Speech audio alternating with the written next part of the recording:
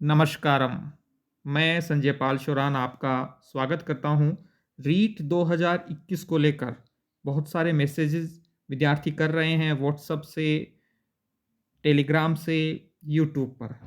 इस पर एक छोटा सा विश्लेषण मैं आपके लिए लेकर आया हूं, जिससे संभव है आपकी मानसिक उथल-पुथल और तनाव को कुछ हद तक राहत मिले।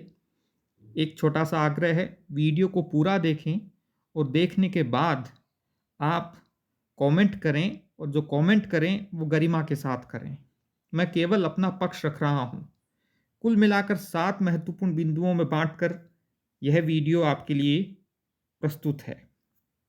सबसे पहला, विवादों में रही है 2019 से लेकर आज तक रीट। ये इतिहास है, आपको पता है। भर्ती 2019 में आनी थी, फिर 20 की घोषणा हुई, फिर 21 में आई। एक परीक्षा होगी, दो परीक्षा होगी, इसको लेकर बहुत सारे सवाल रहे। रीट 2021 का पेपर आउट हुआ है क्या?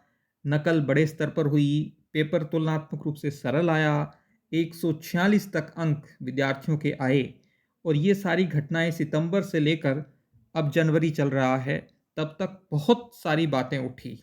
पेपर आउट कहाँ से हुआ, किस सेंटर से हुआ, कुछ सेंटर की परीक्षा भी दोबारा हुई। नकल को लेकर बत्तीलाल, भजनलाल, बहुत सारे गिरोह वो सामने आए।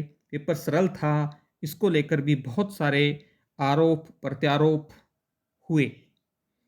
रीट 2021 की अब एसओजी जांच चल रही है और बहुत सारे सुलगते सवाल हैं जो रीट के अभ्यर्थी जवाब चाहते हैं कि आखिर पेपर कहाँ से आउट हुआ, कितने बड़े स्तर पर पेपर आउट हुआ है, एसओजी क्या जांच सही कर रही है, एसओजी कहीं बड़े मगरमच्छों को तो नहीं बचा रही। ये वो सवाल हैं जो हर रीट के अभ्यर्थी के मन मस्तिष्क को उद्वेलित किए हुए हैं। एसओजी राजस्थान सरकार के अधीन है, तो स्वाभाविक रूप से आरोप लगना भी लाजमी है। सीबीआई की जांच बड़े स्तर पर विद्यार्थी कर रहे हैं, जिससे उन अपराधियों को पकड़ा जा सके जिन्होंने रीट 2021 में नकल बड़े स्तर पर करवाई है। तो किन किन को करवाई है? आरोप ये भी लग रहे हैं कि अमुक जिले से जोधपुर में 4-5 हज़ार विद्यार्थियों के पास पेपर पहुंचा। यदि 4-5 हज़ार विद्यार्थियों के पास पेपर पहुंचा और इसकी एसओजी सही से जांच नहीं करती है, तो निश्चित रूप से एसओजी पर सवाल उठने लाजमी है।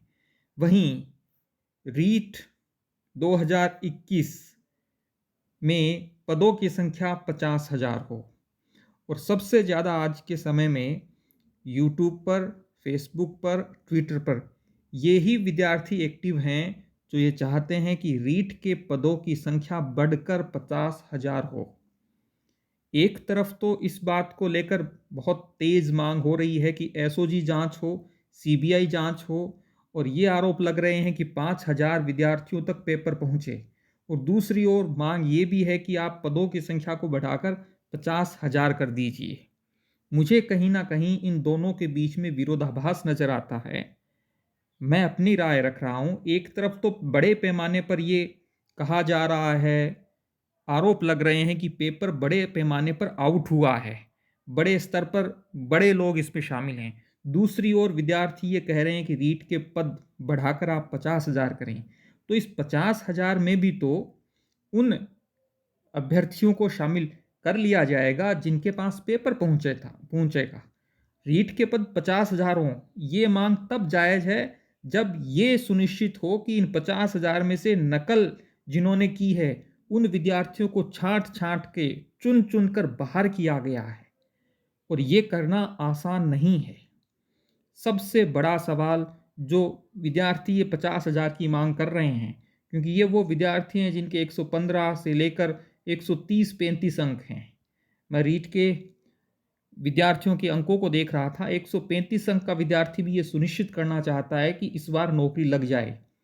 135 नंबर के विद्यार्थी को भी ये डर इसलिए है क्योंकि उसे लगता है कि बड़े पैमाने पर पेपर आउट हुआ है, तो 135 में भी शायद उसका नंबर नहीं आए। दूसरी ओर इस मांग का विरोध वो विद्यार्थी कर रहे हैं जिनके अंक कम हैं, जिनको लगता है कि यदि 50,000 भी पद हो गए तो भी उनका नंबर तो नहीं आएगा, इसलिए 50,000 नहीं होने चाहिए। तो अगली बार जब भर्ती आएगी तो पदों की संख्या ज़्यादा होगी।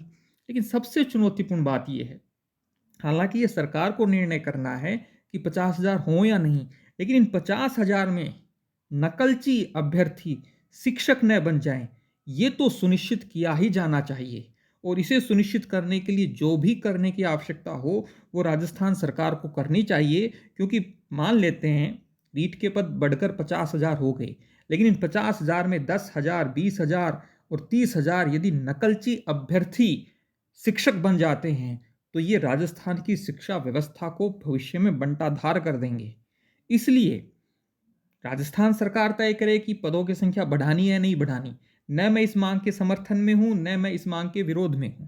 मैंने केवल अपना पक्ष रखा है कि इस 50,000 में या फिर ये 32,000 में भी यदि पद 32,000 ही रहते हैं तो भी इसमें नकल करने वाले अभ्यर्थी चुन चुनकर बाहर निकाला जाए, उनको हमेशा के लिए डीबार किया जाए सभी परीक्षाओं के लिए, तब जाकर नकल पर नकेल कसी जा सकती है।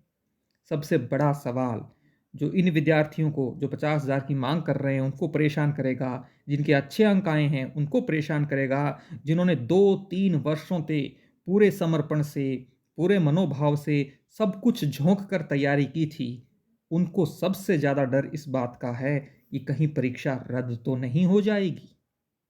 अब रद्द होगी या नहीं होगी, सीबीआई को जांच दी जाएगी या नहीं दी जाएगी, ये भविष्य के गर्भ में है। और क्या होगा इसको लेकर भी फिलहाल कोई कुछ भी सुनिश्चित रूप से नहीं कह सकता। लेकिन आप विद्यार्थी रीट रद्द तो नहीं हो जाएगी, रीट रद्द होनी चाहिए, इसको लेकर एक दूसरे से नहीं उलझें। यूट्यूब चैट बॉक्स में, मैसेज बॉक्स में आपको जो लगता है आप उस बात का समर्थन कीजिए। आपको जो लगता है वही आपको सही लगता है, और जो आपको सही लगता है उसका आप समर्थन करते हैं। लेकिन जो सही लगता है वो सही हो, इसकी आवश्यकता तो नहीं है, ये अनिवार्यता तो नहीं है कि आपको जो सही लग रहा है वही सही हो। ये अनिवार्यता मेरे साथ भी नहीं है कि जो मुझे सही लग रहा है वही सही हो। तो इसलिए आपको जो सही लग रहा है उसके साथ आपको खड़ा होना चाहिए, लोकतंत्र में अपनी आवाज़ को बुलंद करना चाहिए। लेकिन यदि आप बार बार बहुत सारे वीडियो देखोगे, सैकड़ों वीडियो अब तक बन चुके हैं रीट की परीक्षा रद्द होगी या नहीं होगी इसको लेकर, और जितने ज़्यादा आप वीडियो देखोगे उतना ही ज़्यादा आपका मन और मस्तिष्क उलझन में आएगा, परेशान होगा, आप तनाव में होंगे। इसलिए मेरा विनम्र आग्रह है, रीट की परीक्षा रद्द होगी या नहीं होगी ये तो समय के साथ पता चलेगा, लेकिन आप अनावश्यक वीडियो प्लीज़ नहीं देखें। रीट रद्द हो गई, रीट को रद्द होना चाहिए, रीट को रद्द नहीं होना चाहिए, पदों को बढ़ाकर 50,000 होना चाहिए, पदों को बढ़ाकर 50,000 नहीं होना चाहिए, रीट को रद्द करो। ये सारे वो सवाल हैं जिनका जवाब भविष्य में मिलेगा। आप कर ये सकते हैं कि आपको जो सही लगता है, आपको जो राइट लगता है, आप उस बात का समर्थन कीजिए। अब रीट 2021 का 22 का क्या हुआ? माध्यमिक शिक्षा बोर्ड के निदेशक महोदय ने साफ कह दिया, अध्यक्ष महोदय ने, कि अभी तक सरकार की ओर से अभ्यर्थना उन्हें नहीं मिली है। अब वीडियो को समाप्त करने से पहले मैं यदि संक्षिप्त में बताऊं कि अब आप अभ्यर्थियों के लिए जिन्होंने रीट की परीक्षा दे दी थी उनके पास क्या विकल्प हैं, जिसका उल्लेख मैं ऊपर भी कर चुका हूं, संक्षिप्त में पुनः बता रहा हूं। आपके पास 3 विकल्प हैं, बहुत गौर से सुनिए, और इस वीडियो का सबसे महत्वपूर्ण आयाम है ये। पहला विकल्प जो मुझे व्यक्तिगत रूप से सबसे अच्छा लगता है वो ये है, आप स्कूल व्याख्याता या वरिष्ठ अध्यापक इसमें से एक परीक्षा को चुनिए और उसकी तैयारी के लिए अपना सर्वस्व समर्पित कर दीजिए। दूसरा विकल्प, आप स्कूल व्याख्याता और वरिष्ठ अध्यापक की तैयारी को लक्ष्य बनाइए, उसकी अच्छे से तैयार कीजिए, और साथ साथ में आपको जो सही लगता है उसको लेकर अपनी आवाज़ को सरकार तक पहुंचाइए, क्योंकि युवा वही है जो अपनी आवाज़ को बुलंद करता है, अपनी मांगों के लिए लड़ता है। लेकिन सब विद्यार्थियों में या सब व्यक्तियों में लड़ने की क्षमता समान नहीं होती है, सब में अलग अलग है, क्योंकि व्यक्तिगत विभिन्नताएं हैं। लेकिन आप स्कूल व्याख्याता या फिर वरिष्ठ अध्यापक की तैयारी करते रहें, साथ में दिन में 15 मिनट, आधा घंटा, 1 घंटा, जितना आपको लगे, आप अपनी मांग को उठाने के लिए ट्विटर पर ट्वीट करें या अन्य कोई भी काम करें, लेकिन एक छोटा-सा आग्रह है, वो ये है कि किसी के साथ उलझे नहीं, गाली-गलौच नहीं करें, चाहे वो आपकी माँग का समर्थक हो या फिर विरोधी हो। और तीसरा काम, जो मुझे लगता है सबसे अधिक विद्यार्थी कर रहे हैं और वो एक कुचक्र में फँस गए हैं, और जो सबसे घटिया विकल्प है 3 विकल्पों में से, वो ये है कि न तो आप स्कूल व्याख्याता की तैयारी कर रहे हैं, न आप वरिष्ठ अध्यापक की तैयारी कर रहे हैं।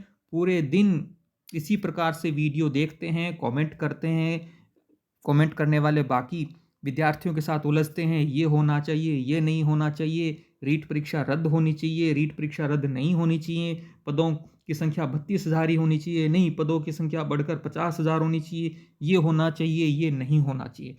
और इस पूरी प्रक्रिया में आप अपना पूरा दिन बर्बाद कर रहे हैं, और मैं तो ये कहूँगा कि आप शायद अपना भविष्य भी खराब कर रहे हैं, क्योंकि पूरे दिन भर में आपका केवल यही काम है। मैं कई विद्यार्थियों को देखता हूँ, उनका काम केवल यही है कि वो जैसे ही मैंने वीडियो अपलोड किया, वीडियो अपलोड करने के बाद में कमेंट बॉक्स में अनाप-शनाप तरीके से अपनी बात रखेंगे। अरे भाई, आप जो लिखते हैं वो आपके व्यक्तित्व का परिचायक है, आपके शिक्षा और संस्कार की अभिव्यक्ति है कि आप किन शब्दों का प्रयोग करते हो, किस प्रकार से करते हो। और मैंने ये वीडियो आपके समक्ष रखा क्योंकि बहुत सारे बच्चे ये कह रहे थे, सर आप अपना पक्ष रखिए। और पुनः कह रहा हूँ, क्या होगा ये भविष्य के गर्भ में है। मैंने कट ऑफ को लेकर भी बहुत स्पष्टता से ये कहा कि क्या कट ऑफ रहेगी, इसको लेकर बहुत वैज्ञानिक तरीके से कट ऑफ जारी नहीं हो रही है यूट्यूब पर शिक्षकों के द्वारा या फिर यूट्यूबरों के द्वारा। लेकिन बच्चे कहते हैं नहीं सर आप कट ऑफ नहीं बताते। अरे भाई, 50, 100, 500 वीडियो अब तक कट ऑफ को लेकर बन गए, और अब आपका सवाल ये है उसी परीक्षा को लेकर, सर परीक्षा रद्द तो नहीं हो जाएगी। इस पर अपना विचार रखिए प्लीज़। विनम्र आग्रह है, अपना समय, अपना कीमती समय आप यूं बेहोशी में और क्रूर तरीके से बर्बाद मत कीजिए। समय का पहिया इतना क्रूर होता है, यदि आपने उसे के साथ अच्छा बिहेव नहीं किया तो समय का क्रूर पहिया आपको रौंदते हुए आगे बढ़ जाएगा। समय पर सवारी करना सीखिए। इसलिए मेरा आग्रह है, आप इन दोनों में से एक विकल्प को चुनिए, अपनी तैयारी साथ में करते रहें और साथ में आपको जो सही लगता है उसकी मांग उठाते रहें। वीडियो को अंत तक देखा, इसके लिए मैं आपका आभार व्यक्त करता हूँ। आपको वीडियो यदि अच्छा लगा है तो आप अपने दोस्तों के साथ भी शेयर करें, और कमेंट बॉक्स में आप सवाल करने से पहले प्लीज़ ये सोचें कि आप क्या सवाल कर रहे हैं, किसको कर रहे हैं और क्यों कर रहे हैं। मैंने केवल अपना पक्ष रखा है। आपको सही, गलत, अच्छा या बुरा जो भी लगा हो, आप कमेंट करके अवगत करवा सकते हैं। धन्यवाद।